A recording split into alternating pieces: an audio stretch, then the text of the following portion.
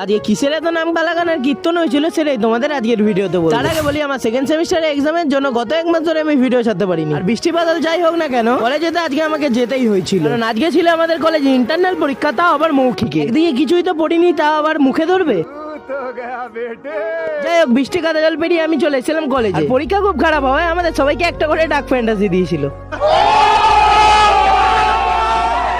আর পরীক্ষা দিয়ে বেরোতে বেরোতে দেখি বাহ কত রোদ, কখনো রোদ কখনো বৃষ্টি, এগিয়ে অনারের সৃষ্টি। তারপরে আমাদের খাওয়া দাওয়া শুরু হয়ে গেছিল। কিসের পুরো ভিডিওটা দেখলেই তোমরা জানতে পারবে। এদিকে আমরা বাড়ির প্রায় সবাই মিলেই খেতে বসে পড়েছিলাম, আর এক এক করে খাওয়া দাওয়া কমপ্লিট করে যে যার ঘরে চলে গেছিলাম। তারপরে সন্ধ্যাবেলা চালু হলো কীর্তন। কিছুদিন আগে বাড়ির সবচেয়ে বয়স্ক মহিলা মারা গেছে, মানে আমাদের দিদা হয়, ওই কারণেই আজকে এত আয়োজন। পার্সোনালি এই জেরুরের তবলা বাজানোর স্টাইলটা আমার একটু আলাদাই লেগেছিল। কীর্তনের শেষে হচ্ছিল হরিল। আর সত্যি বলতে কীর্তন শুনতে আমার খুব ভালোই লাগে। ও দেখেছো, তোমাদের তো বলতেই ভুলে গেছি, শেষ পাতে পান ছিল, আর আমি পান খেতে খেতেই বাড়ি গেছিলাম।